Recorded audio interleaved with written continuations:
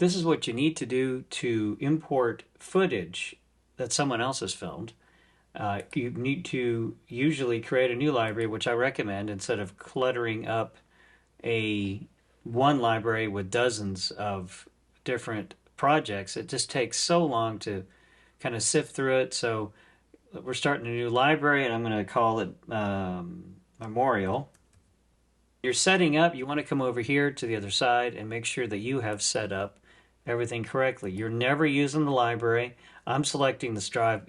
I'm at home, and this is one of the drives that I use to store all my files on. And then cache, you should do the same thing. Choose the same drive. Okay, and then hit OK. All right, so now if you can see on the right side here, everything's set up correctly. It should have a name of a hard drive. It should not say in library. That will make things much more difficult for everyone in the future when they want to try to edit it, because the files won't be saved in the right place. Okay, so now we go to import XML. Here we go. Now, occasionally we'll have a little warning that something doesn't fit something, and as long as it's loading all the files, you're going to be okay. All right, so just hit OK to that. And one of the main issues we're going to have is having everybody on the same version of Final Cut Pro.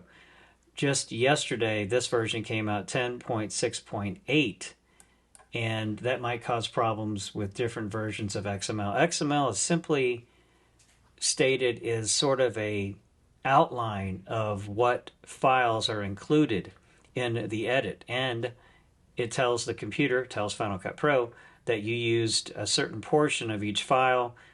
It is not the actual files. It's just like a layout for the files. Okay, so here this is an Asia balloon release edit. Okay, I'm going to double click it. Okay, and you see none of the files showed up here. None of them. All right, one of the things you're going to have to do when you're editing is find these. Now, I'm going to go through the default way of finding these when you are everything should be saved on the Google Drive. So what I would do is just select one of the files, right-click on it, go to Reveal in Finder, or sorry, Reveal in Browser, and it pops up here. Another way to do it is to click on a file and hit Shift-F. Does the same thing. So what you do is you just simply select one of these files, the name of the file, highlights it in blue like that, or whatever color your highlight is, hit Command-C, you're copying the name of the file, and now I'm going to go into Google Chrome. All right, here I am in the Texan TV drive through Google Chrome. And what you need to do is you just take, you can be anywhere in your drive, anywhere. In any page, this is from season 10. Doesn't matter where you go in it. You just go search, hit Command V, and then push, and there it is. Okay. So you can, instead of just clicking on it because it will load it and try to play it, you just click that. Well, I guess I'll do it either way. All right, so this is one of the files that's missing. I'm going to stop playing it. Okay, so one thing you can do to find all these files is hit the back button and just take the numbers off, because he named the files. Oh, there you go. Okay, so here are all the files because they're named the same. So you can open this folder like so, and then you're going to want to download the folder to attach it to those files. So you right click on it and go to download. Okay, now this will take a while because it has to compress it and then download it, so it'll be a bit. Okay, well that's cool.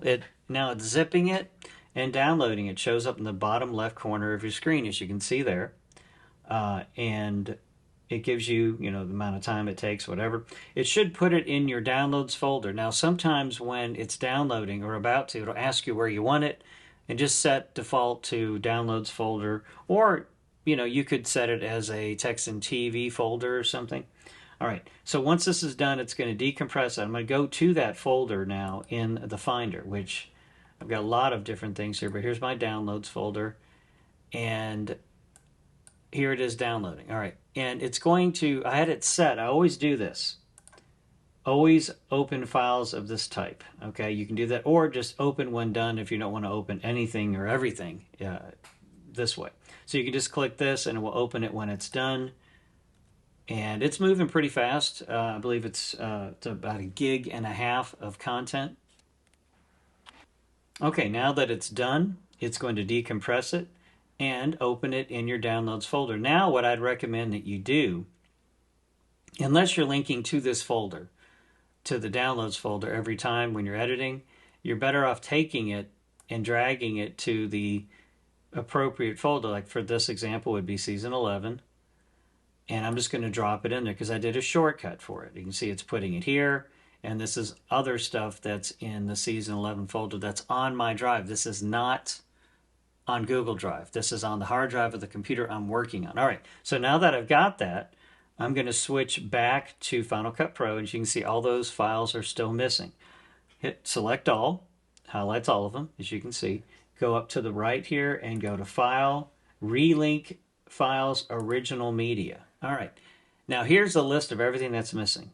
Okay, all those files are not linked to it yet. So you hit Locate All and navigate to that folder. So right now that's right here, and it tells me I got 36 of 37 files found. Okay, choose. Now it'll go through. There we go, and it's missing one. Sad, epic, emotional music. All right, so I'm relinking. And it takes a moment, even on faster computers, sometimes to relink them up. There it is. Now the music's missing, so this is when we do our little trick here. Again, you hit Shift F, and then that file shows up here. I'm going to go ahead and hit Command minus. It's going to shrink everything down to make it smaller. Click there. Command C to copy. Now go back to Chrome. Put in that name right there. Hit enter and it will find it if it's saved in the right place. As you can see, there's a couple of different copies of it. I guess it's in this one here, and I'm not sure why that's on there. But here we go. Take that, right click, and download. And it's going to go down to the corner here like that. And then you simply can go to Show in Finder, and here it is. Now what I'll do here is I'll take it again, move it to season 11, move it to the balloon release. Now it just was an oversight on Joel's part not to put that in there. All right, so or the standard is that we keep music in a separate folder. It's fine either way as long as we can find it. All right, so now you've got that. Then you go back to up here to File, to Relink Files, Original Media, and then you're going to select that same folder, which it should default to that folder, but it defaulted to this folder, and it says there it is, and you hit Choose and Relink File, and magically it's all back. So that is how we do that. Okay, that's very important to learn that technique. Searching by the file name is so fast and accurate that you're going to get the right file. Okay, now sometimes the file may have a different extension on it and Final Cut Pro still won't accept it. In that case, you have to select a file individually. You have to select it one by one to relink. That's really irritating, but it does work. So here it is. That's his original edit using XML, Final Cut Pro, and linking files on your hard drive. All right, guys, good luck and go Texans.